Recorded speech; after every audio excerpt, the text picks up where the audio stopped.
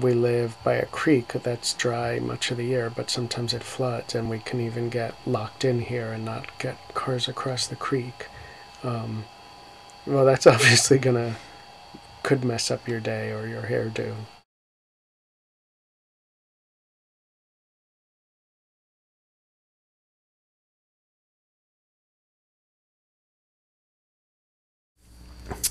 IDA started 15 years ago in 1994. IDA stands for Idle Dandy Acres or Idle Dandy Arts.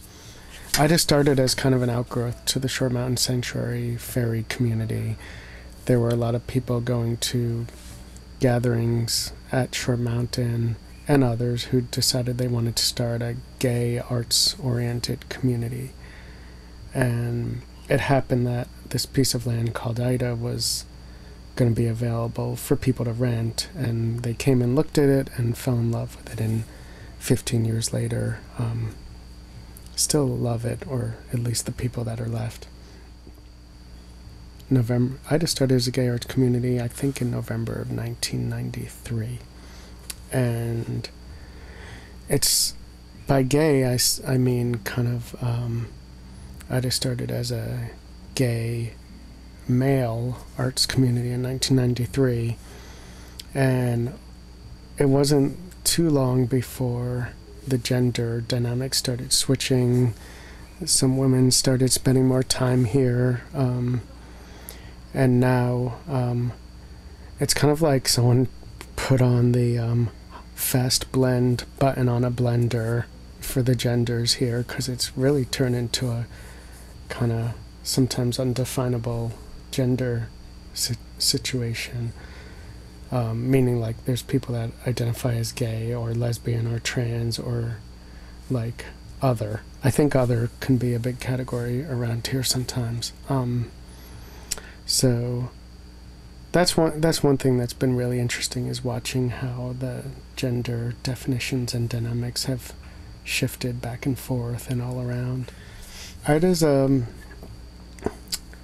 now a 200-acre piece of land where we call ourselves a community, but the word community isn't always so easy to say what that means. I think of it as a place where usually about 8 people live on 200 acres in the remote hills of Tennessee, but also IDA's much bigger than the people who live here.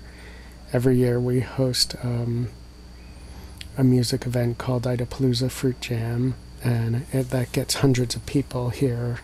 And then there's a lot of people that have lived here in the past or visit and spend time here regularly in some cases, who are thought of as kind of part of the whole IDA community. And some of us have jobs here, like some of us have jobs off the land, some of us find work that involves doing work through computers and the internet. There's various ways people make money, and so sometimes people be gone working, and other times it seems like it can be a full-time job for everyone in a sense, just to keep this place going. We have huge gardens. We always seem to have a few different projects going on, most recently a kitchen extension. We have to chop firewood to heat our buildings in the winter. Really, we first have to chainsaw firewood and then chop it and then haul it for heat in the winter. There always seems to be something to maintain. We get our water from a really amazing spring, but sometimes it takes a lot of effort just to keep the whole system flowing properly. Some people wonder what a typical day at IDA's like. I don't know that there is a typical day, in the sense that there can be 5 people around, each doing their own thing, working, gardening, cooking, cleaning, sleeping, and then the very next day there could be 50 people here because a bus full of performers pulled up and are doing a show, and then lots of neighbors come, and the next thing you know it's a big potluck and party. So there's no real typical day at IDA, and people's schedules vary a lot. We we do typically have dinner together, not always, but a lot of our lives can be spent on different time schedules. There's a lot of different ways that living at IDA has been challenging for different people. One of the first ones that comes to my mind is that we live in a relatively difficult area for people to earn money compared to a lot of places people come from. That's one thing. I think it's challenging to live out relatively isolated in the country.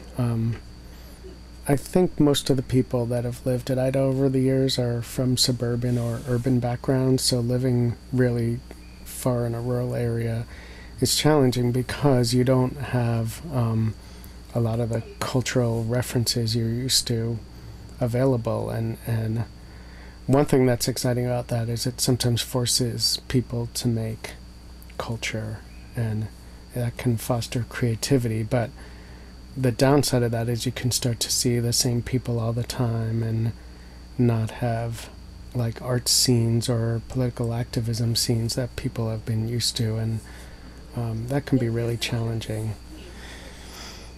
Another big challenge is it can be hard. The work can be really hard and stressful. Like when storms come and bad things happen, we have a lot to take care of on the land just to make things work, and sometimes there's not enough people to do it, or it just seems really hard. One of the challenges of living at IDA is that sometimes interpersonal dynamics are really hard to deal with. I've found that to be the case anytime I live with a group of people, whether it was my biological family or friends, that it seems a lot of times like humans have a propensity to annoy each other. And at IDA, we kind of live on the anarchistic side of decision making, meaning to me that means that oftentimes it's not always clear even what decision we made. A lot of times it's hard to get regular meetings going as much as we think we might need it. There's a lot of spontaneity in how our lives go, and that can make finding a process of clear communication as a group difficult to do. IDA is located in a holler surrounded by hills, and we don't get to see the sunset unless we climb on top of the hills, and then only in the winter when there aren't leaves on the deciduous trees. So it's kind of interesting because the sun essentially goes down an hour to 2 hours before actual sunset, and I think in a weird way that changes people's perspective. Like when I lived in Iowa, I could see for miles and miles, and like the Who song or something. And here you can't. We don't see weather coming as quickly as I did in Iowa. You don't see the sunset, so it's a really weird thing. And I think that the topography and the layout of the land itself really affects the personality of the group. Or sometimes I think maybe the opposite is true, that the land attracts people with certain personalities that are suited to, or in some way negotiating with themselves, like personality issues related to the land. Or that might be a bunch of bullshit and maybe it's just coincidence who really ends up getting drawn here. I don't know, but